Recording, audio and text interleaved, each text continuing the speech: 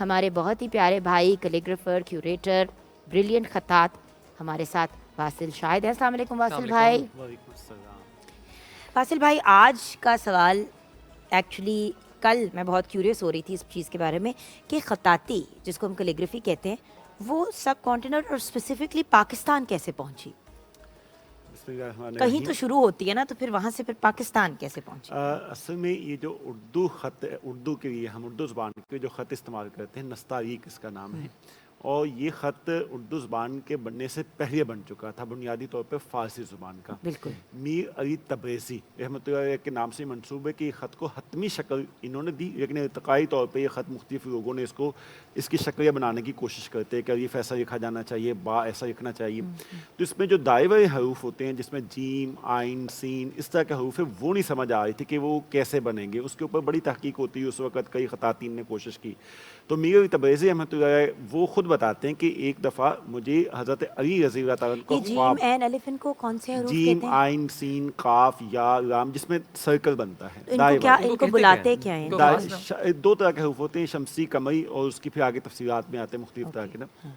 تو وہ دائرہی جو حروف ہیں ان کی سمجھ نہیں آ رہی تھی کہ وہ کیسے بننے ہیں، تو وہ میر علی تبریزی فرماتے ہیں کہ مجھے حضرت علی رضی اللہ تعالیٰ نے خواب میں آئے اور انہوں نے فرمایا کہ آپ اس طریقے سے یہ شکلیں بناؤ۔ تو وہ اگلے دن صبح اٹھے تو انہوں نے وہ ویسے پورے کا پورا خط ترتیب دے دیا۔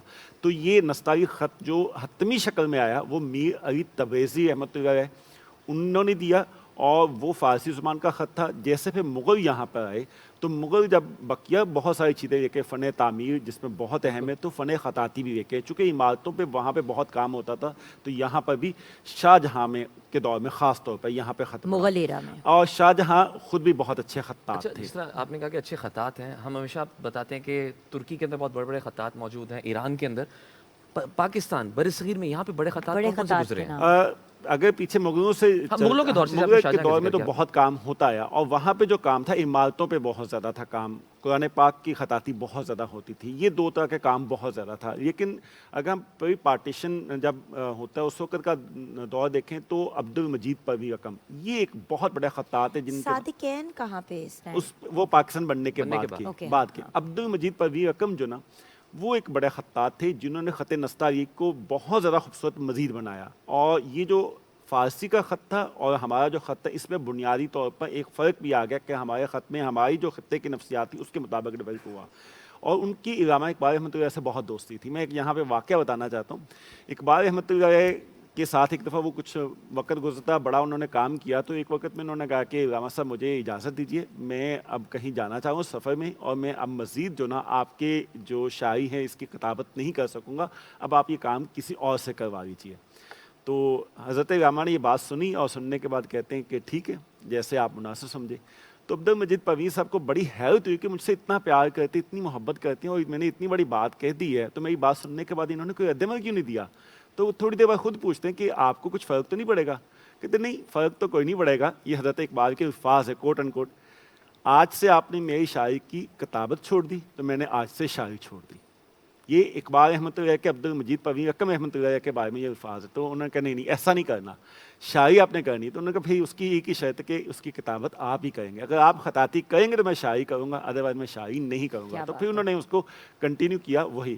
پھر اس کے بعد تاج الدین سعید رقم صاحب، انہوں نے نستعلیق کو آگے بڑھایا، اور اس طرح سے بڑھتے بڑھتے صادقین کی جو آپ نے بات کی وہ ماڈرن کیلیگرافی میں آتا ہے۔ پاکستان میں بنیاد انہوں نے رکھی ہے کہ جو رنگوں کے ساتھ کینوس کے اوپر کیلیگرافی، وہ صادقین صاحب۔ صحیح۔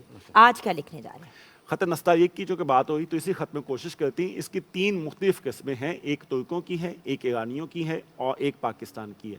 تو اوریجن میں کوشش کروں کہ تینوں میں کروں۔ تو اوریجن جو ترکوں سے چکے ہے اس کا، ترکوں اور ایرانیوں سے، میں اس اسلوب میں ہوا رحمان الرحیم انشاءاللہ، جو کہ آج کا ہمارا موضوع بھی ہے کہ رحمان اور رحیم اللہ کا نام بھی، اور رحیم نبی پاک صلی اللہ علیہ وسلم کا نام بھی ہے کہ وہ بہت رحیم ہے۔ تو آج کے موضوع کے اعتبار سے ہوا رحمان۔ کیا بات ہے۔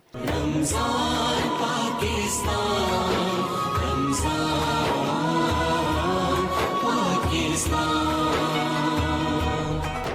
ایک اور کام بھی بہت ضروری سا یہاں پہ ہو رہا تھا۔ جی واصل بھائی آئیے، अरे वाह जी माशाल्लाह। जैसे आज हम बात कर रहे थे ख़त नस्तालीक, इसके 3 अंदाज हैं। एक हमारे पास जो है पाकिस्तान में, एक ईरानियों का है, एक तुर्कों का है। तीनों में थोड़ा सा फ़र्क है। जो तुर्कों का है उसमें नज़ाकत और नफासत बहुत ज़्यादा है। तो जो हमारा आज मौजूद भी था कि नरमी होनी चाहिए तबीयत में, तो ये ख़त में नरमी बहुत है। माशाल्लाह हाथ बहुत में भी नहीं है। खूबसूरत। क्या बात है, बहुत बहुत खूबसूरत।